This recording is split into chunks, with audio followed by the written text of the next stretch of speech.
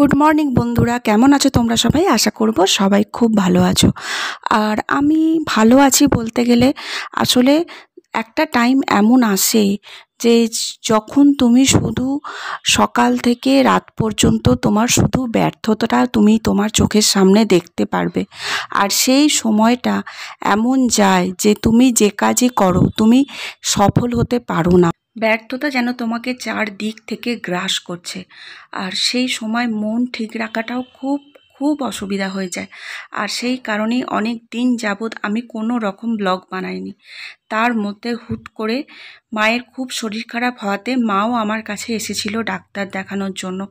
তো আর একটা টাইমের পর যখন মা বাবার বয়স বাড়ে তখন একটা আলাদা রকম চিন্তা বলো ভাবনা বলো আমাদের মনের মধ্যে আসতে থাকে যে মায়ের বয়স বাবার বয়স। একটা টাইম ছিল যখন তারা আমাকে দেখাশোনা করতো বা আমাদেরকে দেখাশোনা করতো। এখন এমন একটা টাইম এসে পৌঁছেছে যে আমরা তাদেরকে আগলে রাখবো, আমরা তাদেরকে দেখাশোনা করব। তো এটা খুব টাফ, জানো তো। যখন মা বাবা আমাদেরকে আগলে রাখতো তখন কিন্তু এই ব্যাপারটা এতটা আমরা বুঝতে পারতাম না যে এটা টাফ বা খুব কঠিন। মনে হতো কি আছে, আমাদেরকে রান্না করে দিচ্ছে, আমাদেরকে পড়া দিচ্ছে, খাওয়া দিচ্ছে, এইটুকুর মধ্যেই তো আমাদের জীবনটা কেটে যাচ্ছে। কিন্তু না, এখন যখন আমরা সেই জায়গায় এসে পৌঁছেছি যেখানে মা বাবাকে আমাদেরকে দেখতে হবে, সেখানে কিন্তু আমরা এখন বুঝতে পারি যে আমরা কতটা অসহায়। তাদেরকে তাদেরকে দেখাশোনা কি আমরা ঠিকঠাক করতে পারছি? বারবার এই প্রশ্নগুলো কিন্তু আমার, জানি না কার আসে কি না আসে, আমার মনের মধ্যে আসে। কারণ আমি যেহেতু তাদের প্রথম সন্তান, তাই আমার দায়িত্বটা অনেকটা বেড়ে যায়। তবুও তো আমি ভগবানের কাছে অনেকটা পেয়েছি বলবো, যে যেহেতু আমি একা নই, আমার সাথে ভাই আছে, বোন আছে। আমি যদি কোনো মতে একটুখানি ভুল করি বা এদিক থেকে ওদিক কিছু করি বা ঠিক ডিসিশান না নিতে পারি, সেক্ষেত্রে ভাই বোন সঙ্গে আছে। তাছাড়া বলতে নেই, মা বাবার দুটো জামাই আছে। তো এই নিয়েই তো আমরা তো মা আসবে বলে সকাল থেকে আমি একটু আজকে ব্যস্তও আছি, বুঝতেই পারছো। কারণ তোমাদের সঙ্গে সেইভাবে আমি আজকে মুখোমুখি কথাও বলতে পারিনি। কারণ মা আসলে তখন আর কাজকর্ম করতে দেখবে ভালো লাগে না, তখন মনে হয় বেশ মায়ের সাথে বসে গল্প করি।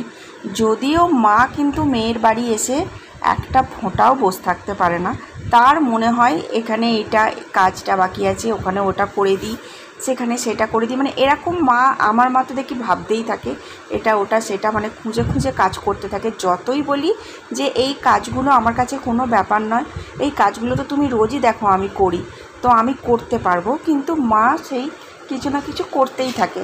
তো যাই হোক, এগুলো মায়েদের ধর্ম বলতে পারো। আমার মাও সেম তাই এসে করে, চুপ করে একটা জায়গায় বসতে বললেও বসে না।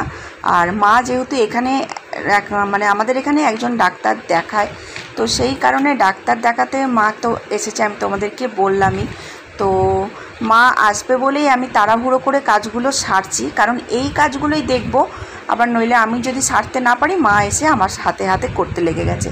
তো দেখো, আমি এখানে মোটামুটি ঘর দালানটা পরিষ্কার করে নিয়েছি। আর সকালবেলা আমি যেমন কাপড়টা কাচি, কাপড়টা কেচেও নিয়েছি, কিন্তু এখনও পর্যন্ত আমার রান্না সেভাবে কিছু হয়নি। যেহেতু মা আসবে তাই ও একটু বাজার গেছে, কি মাছ টাছ পায় দেখা যাক, নিয়ে আসুক, তারপর রান্নাবান্না সব কিছু হবে। তো ততক্ষণ আমি দেখলাম ভাতটা বসিয়ে দিই।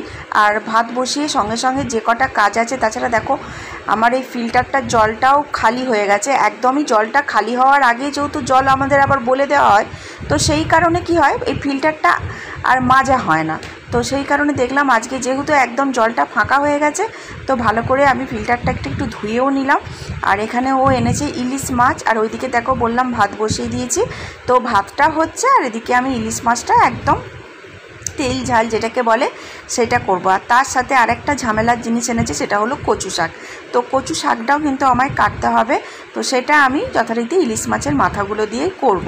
তো আজকে মাছটা খুব একটা বড় পাইনি, মাঝারি সাইজের। আর এই মাঝারি সাইজের মাছগুলো না আমার ছেলে একদম খেতে চায় না, কারণ দেখবে এইগুলোতে কাঁটাটা একটু বেশি থাকে। আর একটু পাকার দিকে ইলিশ মাছ আনলে সেগুলোতে কাঁটাটা কম থাকে, ফলে আমার ছেলের খেতে অসুবিধা হয় না। এমনিতেও তোমাদেরকে বললামই কদিন আগে যে ইলিশ মাছ ও আগে খেত না, এই বছর থেকেই খাওয়া শুরু করেছে। তো কাঁটার ভয়ই খেত না, টেস্ট যে খারাপ লাগে ওর তা নয়, ও মেনলি কাঁটার ভয় খেতে চাইতো না। তো যাই হোক, তোমাদের সাথে কথা বলতে বলতে আমার মোটামুটি দেখো এখানে ইলিশ মাছের তেল ঝাল একদম রেডি। আর ইলিশ মাছের তেল ঝাল তো আর কিছু দেখানোর নেই, সেম প্রসেসে যেমন তোমরা করো সেম প্রসেসেই আমি করেছি, একদম সর্ষে পোস্ত কাঁচা লঙ্কা বেটে আর নামানোর আগে অবশ্যই কাঁচা তেল দিই, ব্যাস এই হলো। আর যেহেতু আমি মাছটা ভেজেছি তাই একটু মাছের তেলও তুলে রেখেছি আর একটু আলু ভাতে দিয়ে দিয়েছি। এই খেয়ে আমার বর চলে যাবে, কারণ কচু শাকটা রান্না করতে অনেকটা টাইম লাগে। তো কচু শাকটা আমি পরে রান্না করব, তো এইটা আমি আগে রান্না করে দিলাম ওকে, ও এটা খেয়ে চলে যাক, তারপর আমি কচু শাকটা করব। তো যাই হোক, আমার এখনও কচু শাক কোটাও হয়নি, মানে ওটা কোটাটাও বাকি আছে। তো ওকে ভাতটা দেওয়ার পর তারপর আমি এদিকে আবার আসবো। তো দেখো এখানে আমি কচু শাকটা বসিয়ে দিয়েছি, বরের খাওয়া হয়ে গেছে, ছেলেকে একটা এগরোল করে দিয়েছি, ও এগরোল নিয়ে ঘরে চলে গেছে। তো আমার এখনও খাওয়া হয়নি, মা আসলে তারপর খাবো। আর এখানে দেখো আমি আদা একটু ছেঁচে দিয়েছি, জিরে, শুকনো লঙ্কা আর তেজপাতা ফোড়ন দিয়েছি। আর তারপর মুড়োগুলো যেগুলো ছিল মুড়োগুলো দিয়ে একটু ভালো করে ভেঙে নিতে হবে। আর কচু শাকটা তো মেনলি সেদ্ধ, তো সেদ্ধটা যদি তুমি ভালো করে তারপর জলটা ঝরিয়ে রাখতে পারো, তাহলে রান্নাটা করতে বেশিক্ষণ টাইম একদমই লাগে না। আর কচু শাকের মধ্যে মশলা হিসেবে আমি ওই আদা বাটাটাই দিই, আর একটু হলুদ দিই, জিরে গুঁড়ো, হলুদ গুঁড়ো, আর অবশ্যই তোমার নুন আর মিষ্টি ছাড়া কিন্তু কচু শাক একদমই খাওয়া যায় না, তো মিষ্টিটা পরিমাণ মতো দিতেই লাগে।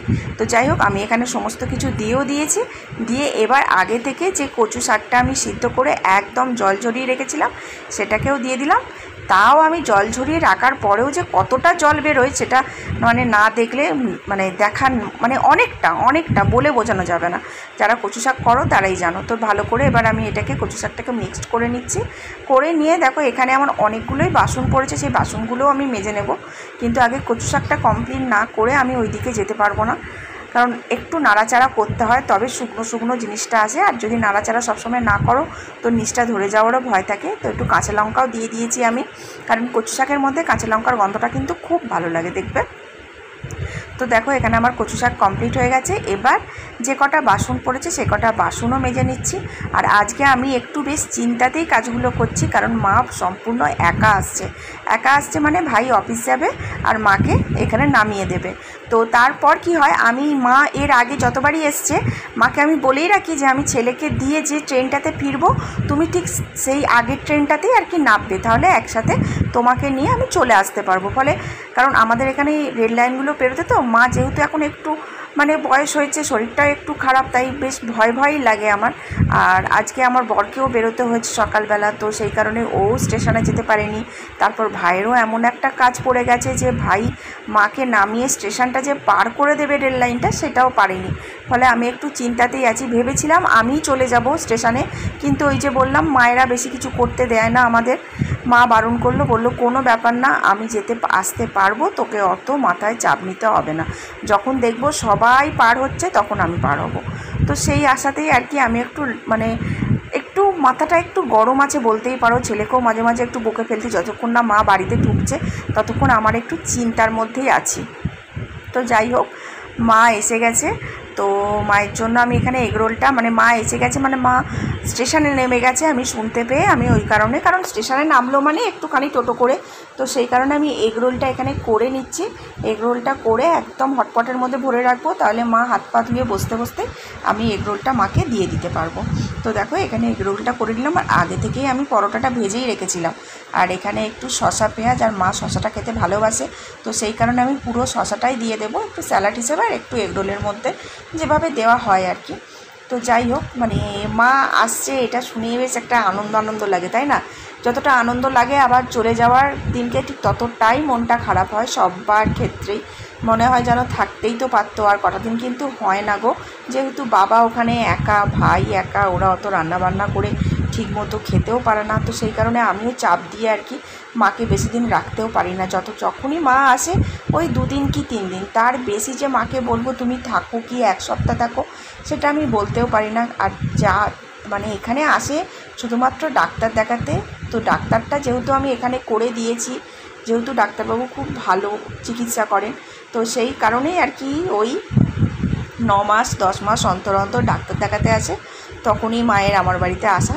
এমনি মানে এসে থাকা কোনো কারণে সেটা আর হয়ে ওঠে না, ওই ডাক্তারের কারণেই মায়ের আসা। তো যাই হোক, এখানে মায়ের রোল একদম কমপ্লিট। আর দেখো মা চলেও এসেছে। তো মা এসে গেছে, এখন আমি আর তোমাদের সাথে গল্প করছি না, আবার তোমাদের সাথে আমার দেখা হচ্ছে নতুন ব্লগ নিয়ে অন্য দিন। তো চলো আজকে এখানে ব্লগটা শেষ করছি।